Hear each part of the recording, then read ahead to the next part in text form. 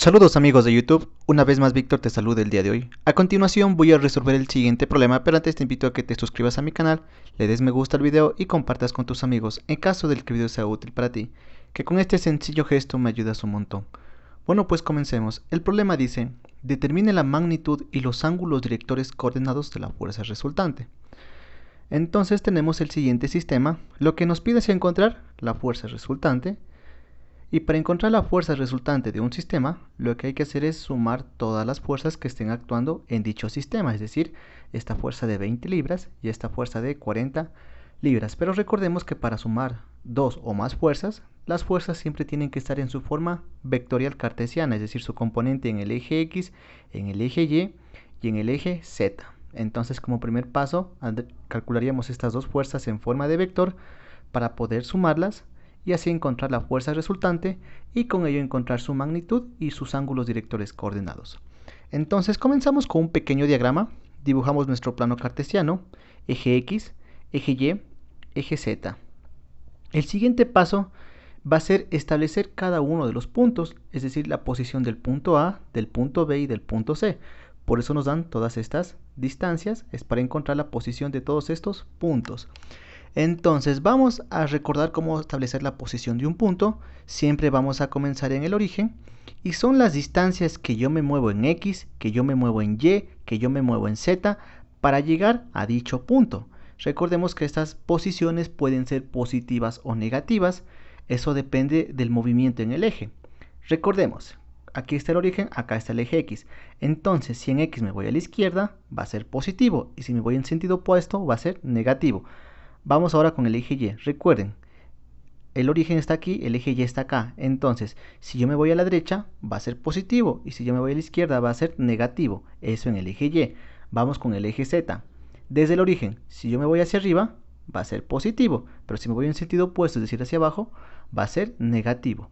Entonces, de acuerdo a cómo sea la posición en cada uno de los ejes, pues esta posición va a ser positiva o negativa. Comenzamos con el punto A. Desde el origen, en X, ¿cuánto me muevo para llegar al punto A? Pues en X no me muevo para llegar al punto A. Entonces sería 0 en X.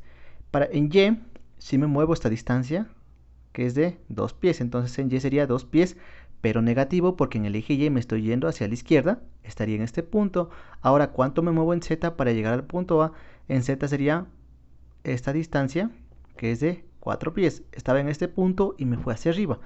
Como me fue hacia arriba en Z, este 4 pies va a ser positivo.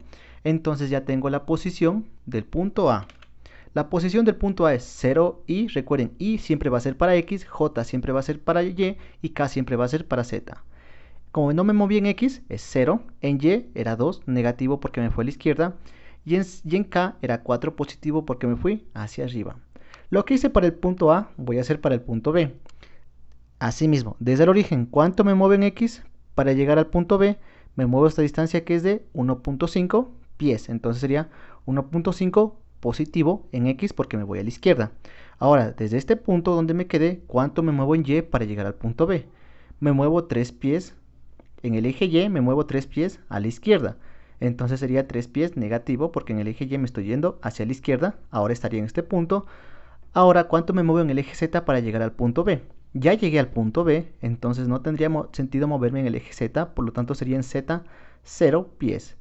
Con esto, la posición del punto B ha sido 1.5i positivo, menos 3j, más 0k pies. Vamos ahora con el punto C. Con el punto C, desde el origen, ¿cuánto me muevo en X? Yo me muevo esta distancia en X hacia la derecha, entonces yo ya sé que esta distancia va a ser negativa. Sin embargo, no hay ninguna distancia que me diga cuánto es esta distancia de aquí. Entonces yo sé que esto es un C en X. No sé cuál es su valor, simplemente sé que es negativo en X porque va a la derecha. Ahora estaría en este punto. Ahora en Y, ¿cuánto me muevo en Y para llegar al punto C? Me muevo desde el último punto donde me quedé, que es este punto, hacia la derecha. Entonces también sería, en este caso Y sería positivo, porque en el eje Y yo me voy hacia la derecha. Ahora estaría aquí. Ahora, ¿cuánto me muevo en Z para llegar al punto C? Ya estoy en el punto C. Entonces no tendría sentido moverme en Z, por lo tanto en Z sería 0. Y con esto yo sé que la posición del punto C es una CX negativo, no sé su valor, solo sé que es negativo, y más un CY, que no sé cuál es su valor, solo sé que es positivo, más 0K pies. Entonces, pero si nos damos cuenta, aquí nos dan este pequeño triángulo de color celeste.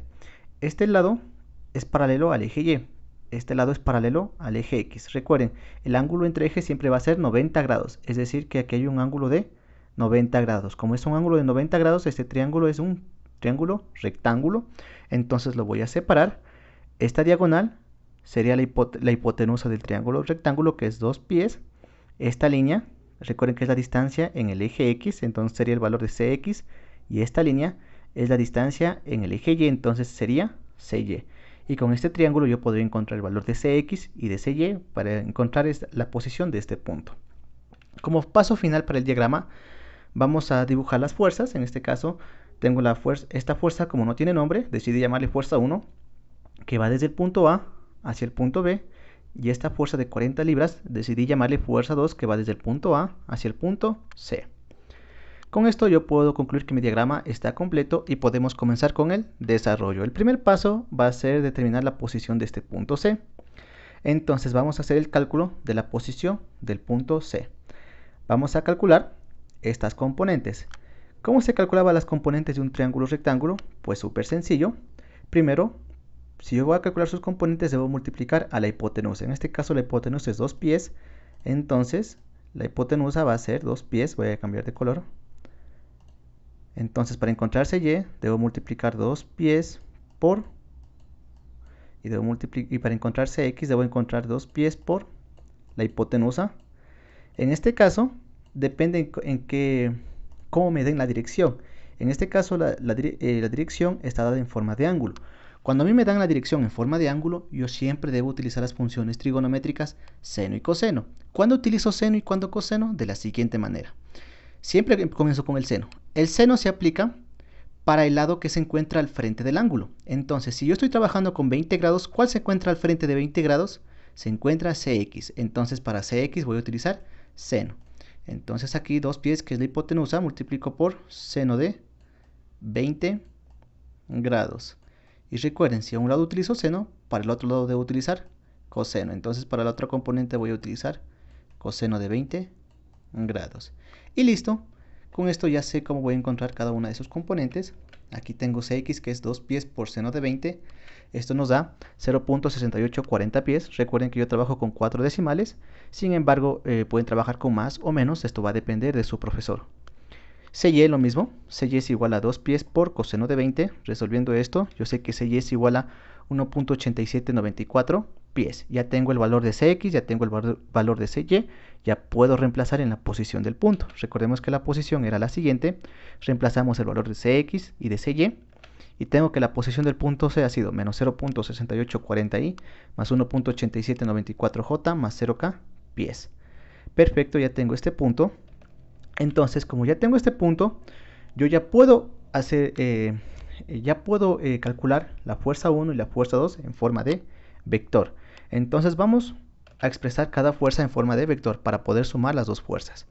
Entonces recordemos que hay varias formas de calcular la fuerza en su forma vectorial cartesiana, y eso depende de los datos que nos den. En este caso, yo tengo el valor de la fuerza, tengo su punto inicial y tengo su punto final. Con estos datos me conviene usar lo que es el vector unitario. Y para usar el vector unitario hay la siguiente ecuación. La fuerza 1 en forma de vector va a ser igual a la magnitud de la fuerza 1 por el vector unitario. ¿Cuál vector unitario? Por el vector unitario AB. ¿Por qué este vector? ¿Por qué el vector unitario AB? Porque esta fuerza 1 empieza en el punto A y termina en el punto B. Entonces necesito el vector unitario AB. Reemplazo datos. La magnitud de la fuerza 1, es decir, su valor, yo sé que es de 20 libras, por el vector unitario AB, no lo conozco, pero lo puedo calcular, que se calcula con la siguiente división. Aquí sería el vector posición AB dividido para la magnitud del vector posición AB. Siempre primero debo encontrar el numerador. El vector posición AB no es más que una resta entre punto final menos el punto inicial. ¿Cuál es el punto final? El punto B, porque aquí está la flecha del vector, menos el punto inicial, que es el punto A, porque aquí empieza el vector. Entonces, vector posición AB, una resta, punto final, la posición de B, menos la posición de A. Realizo esta resta Y yo sé que el vector posición AB es igual a 1.5i menos j menos 4k pies. Una vez que yo conozca el vector posición AB, yo puedo calcular su magnitud, que es la raíz cuadrada de cada componente elevado al cuadrado y sumada. Sería 1.5 pi al cuadrado más menos 1 pi al cuadrado más menos 4 pies al cuadrado. Aquí no está escrito, pero se sobreentiende que está el 1. Listo, resuelvo lo que está en el denominador y la magnitud del vector posición AB es igual a 4.3875 pies. Cada componente dividido para este denominador, pies con pies se eliminan, dividiendo cada componente para este número, yo sé que nos da el siguiente valor, que es 0.3419i menos 0.2279j menos 0.9117k, sin unidades. Recuerden, en la fase de cálculos yo utilizo lo que es la herramienta Excel. Excel utiliza absolutamente todos los decimales. Es por eso que mis cálculos con los suyos tal vez varíen. Esta variación debe ser pequeña, pero va a existir. Simplemente esa pequeña aclaración. Listo, ya tengo las componentes i, j y k. Ahora simplemente aplico la propiedad distributiva. 20 multiplica la componente i a la componente en j y a la componente en k. Con esto la fuerza 1 en forma de vectores de 6.8376i menos 4.5584j menos 18.2334k libras. Entonces ya tengo la fuerza 1 en forma de vector. Lo mismo voy a hacer para la fuerza 2. Para expresarla en forma de vector, conozco su magnitud, conozco su punto inicial, conozco su punto final. Entonces voy a utilizar lo que es el vector unitario. Entonces la fuerza 2 en forma de vector va a ser igual a la magnitud de la fuerza 2 producto punto por el vector unitario AC. En este caso, ¿por qué este vector? Porque la fuerza 2 empieza en A y termina en C. Por eso el vector unitario AC. La magnitud de la fuerza 2 es 40 libras. El vector unitario AC no lo conozco, pero lo puedo calcular con la siguiente fracción. En el numerador es el vector posición AC y en el denominador es la magnitud del vector posición AC, es decir, el que está arriba. Vector posición AC es una resta. Punto final menos el punto inicial. El punto final sería la posición de C menos la posición de A. Realizo la resta y tengo que el vector posición AC es igual a menos 0.6840i más 3.8794j menos 4k pies.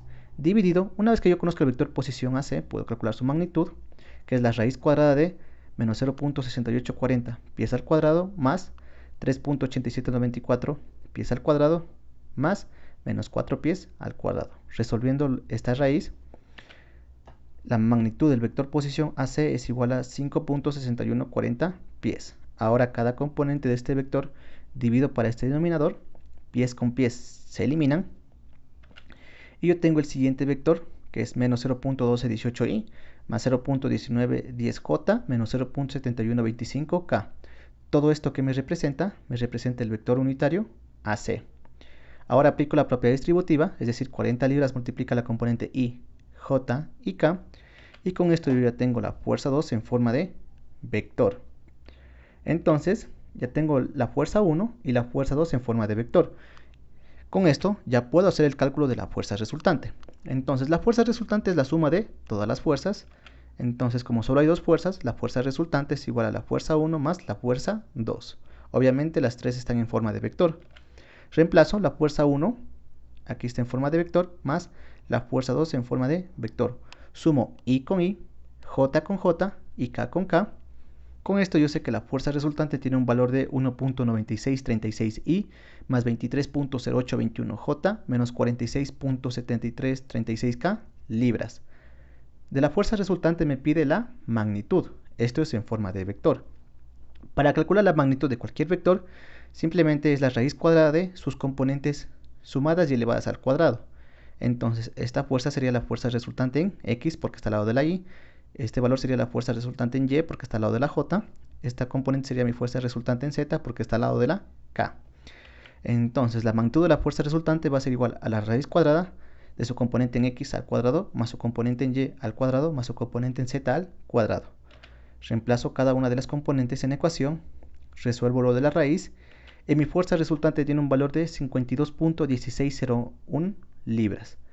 Como esta es una respuesta que me pide el libro, debo expresar la respuesta con tres cifras significativas, es decir, los tres primeros números, el resto borro y redondeo en el caso de que sea necesario. Con esto yo sé que mi fuerza resultante tiene un valor de 52.2 libras. Y perfecto, con esto ya hemos resuelto algo del problema.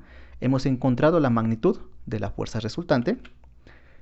Y lo que nos falta es hallar los ángulos directores coordenados de la fuerza resultante.